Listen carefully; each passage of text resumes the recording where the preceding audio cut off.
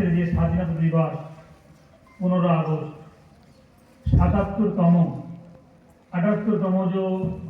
যেটা স্বাধীনতা আজকে আমরা দেখতে পাচ্ছি, সেটা তার জন্য আমরা সকলে আল্লাহর প্রশংসা আদায় করি, আলহামদুলিল্লাহ।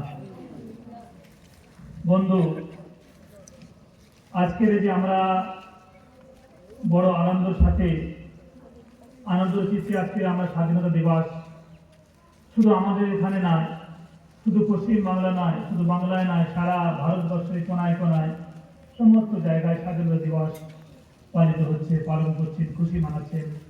কালকের রাতের বেলা বিভিন্ন জায়গায় দেখলাম, পত্র পত্রিকা, টিভির মাধ্যমে, সোশ্যাল মিডিয়ার মাধ্যমে দেখছিলাম বা বিভিন্ন জায়গায় কালকে আমরা বাসন্তী থেকে আসছিলাম, অরণখালী থেকে বিভিন্ন জায়গায় মোড়ে আর বাজারে সমস্ত জায়গায় তারা স্বাধীনতা পালন করার জন্য তারা বিভিন্ন রকমের উৎসব পালন করার জন্য তারা প্রস্তুতি নিচ্ছিলেন।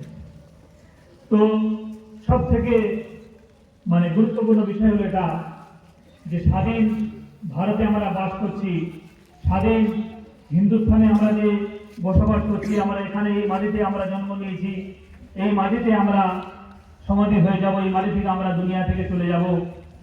তো এই মাটিতে আজকের আমাদের আকাবিরিন, আমাদের ওলামায়ে কেরাম, আমাদের বুজুর্গানের দিন, আমাদের বড়রা এই ৭৭ বছর আগে, ৭৮ বছর আগে যে কুরবানি দিয়েছিলেন, যে ত্যাগ দিয়েছিলেন, যে স্যাক্রিফাইস দিয়েছিলেন মানুষের জন্য, আমাদের আজকের এই দিন দেখার জন্য নয়।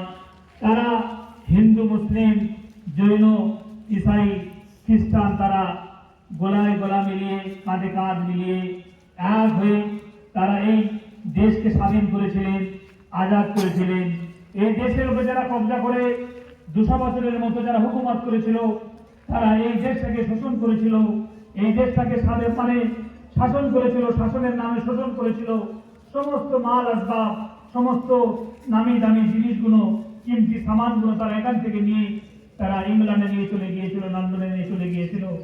তো এই স্বাধীন হওয়ার পিছনে ওলামায়ে কেরাম, শাহ আব্দুল আজিজ দেহলভী রহমতুল্লাহ আলাইহি থেকে নিয়ে আর বড় বড় ওলামায়ে কেরাম, বড় বড় নাম নিতে গেলে তাদের নামের লিস্ট অনেক বড়, অনেক লম্বা তাদের নামের লিস্ট। তারা কি কুরবানি দিয়েছে?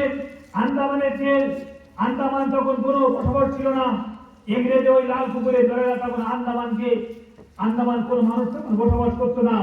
যে মানুষ স্বাধীনতার কথা বলতো, আজাদির কথা বলতো, স্বাধীনতা চাইতো, যারা ইংরেজের গোলামি করতে চাইতো না, তাদেরকে এক একটা মানুষকে ধরে নিয়ে, এক একটা মহাপুরুষদেরকে ধরে নিয়ে সর্বপ্রথম যারা আওয়াজ তুলেছিলেন শাহ আব্দুল আজিজ মহাদেব দেহলভী রহমতুল্লাহ আলাইহি, তিনি ফতোয়া দিয়েছিলেন যে স্বাধীন দেশ আর স্বাধীন নেই, এ দেশ পরাধীন হয়ে গিয়েছে।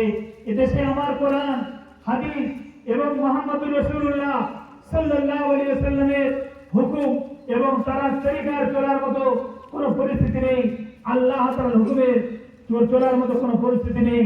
ইস্ট ইন্ডিয়া কোম্পানি তারা বলেছিল আজকের এ দেশ ভারতবর্ষ দেশ, আজকে আমাদের হুকুমত চলবে, আমাদের কানুন চলবে, আমাদের ল চলবে। আজকে আল্লাহর হুকুম চলবে না, প্রভুর হুকুম চলবে না, আল্লাহ তাআলার হুকুম চলবে না। তারা একটা হুইপ জারি করেছিল, একটা হুইপ অর্ডার জারি করে দিয়েছিল যে দেশে আজকে আমাদের হুকুমত চলবে, আমাদের কথা চলবে, আমরা যা বলবো সেটাই হবে। এখানে কোনো মানুষের কথা চলবে না, কোনো নাগরিকের কথা চলবে না, কোনো মানুষের এখানে কথা বললে এখানে আমরা মেনে নেবো না। যখন তাদের বিরুদ্ধে করেছিল, আন্দোলন করেছিল, তাদের জন্য তাদের পরিণতি কি হয়েছিল, তাদের ফল কি হয়েছিল? তাদের ফল শুধু তাদেরকে জেল খাটতে হয়েছে, তাদের গরদান দিতে হয়েছে, বলিদানটা দিতে হয়েছে, রক্ত ঝরাতে হয়েছে। হিন্দু, মুসলিম, জৈন, খ্রিস্টান সকলে মিলে গলা মিলিয়ে, কাঁধে কাঁধ মিলিয়ে, গান্ধীজি থেকে নিয়ে আর মাওলানা আবুল কালাম আজাদ থেকে শুরু করে আর বড় বড় আকাবিরিন যারা আছেন, তারা মাহমুদুল হাসান দেহবন্দি, হাসান আহমদ মাদানী, এই সমস্ত বড় বড় আকাবিরিনরা তারা বলিদান দিয়েছেন, রক্ত দিয়েছেন, তারা জেল কেটেছেন, তারা অকট্য কঠিন শাস্তি তারা সহ্য করেছেন। আজকে আমরা সেই স্বাধীনতা ফিরে পেয়েছি। আজকে যারা আজকে আমাদেরকে হিন্দুস্তান ছাড়তে বলে, এই ভারতবর্ষকে ছেড়ে যেতে বলে, তারা স্বাধীনতা চায়নি, তারা ইংরেজের গোলামি করেছে, ইংরেজের দাসত্ব করেছে, তারা রাতের সকালে মিটিং করেছে, দিনের বেলা আমাদের সাথে থেকেছে, স্বাধীনতার আন্দোলন করেছে, পতাকা নিয়ে চলেছে, রাতের বেলা ইংরেজদের কাছে গিয়ে তাদেরকে মদত দিয়েছে, সমস্ত রকমের কৌশলগুলো, সমস্ত রকমের পরামর্শগুলো, সমস্ত রকম আলোচনা তাদেরকে শুনে দিয়েছিল। আজকে তারা ধারক বাহক হয়ে আজকে দেশকে তারা নিজের হাতে করে মুঠো করে নিয়ে চলতে চায়।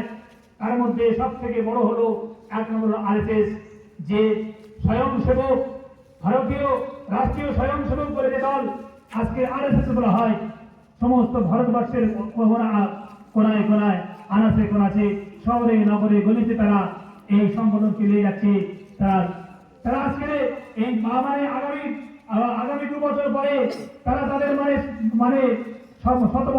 শতবর্ষ পূর্ণ হবে। 26 সাল আসলে, 2026 সাল আসলে তাদেরকে 100 বছর পূর্তি হবে। তারা এই চিন্তা ভাবনা আছে এই দেশকে তাদের আন্ডারে নেওয়ার জন্য, তাদের হাতে নেওয়ার জন্য। আজকে কংগ্রেস, যে জাতীয় কংগ্রেস যে মেহনত করেছিল, ওরা আমাদের সাথে মিলে, এই মাদের সাথে মিলে দারুল দেওবন্দ তৈরি হয়েছিল এই দেশকে স্বাধীন করার জন্য। দারুল দেওবন্দের যত শাখা প্রশাখা আছে, নাদওয়াতুল উলামা থেকে শুরু করে সাহারানপুর থেকে শুরু, যত বড় বড় এলাকা আছে, যত বড় বড় দারুল উলুম আছে, সমস্ত দারুল উলুমের মা হলো উম্মুল দারুল দারুল দেওবন্দ। তারা তাদের নেতৃত্ব দিয়ে এই বুনিয়াদে, এই সুবাদে দারুল উলুম দেওবন্দের বুনিয়াদ রাখা হয়েছিল। দেশ স্বাধীন করার জন্য আমরা পরাধীন হয়েছিলাম, আমরা গোলামির আর দাসত্বর জিন্দেগি যাপন করছিলাম।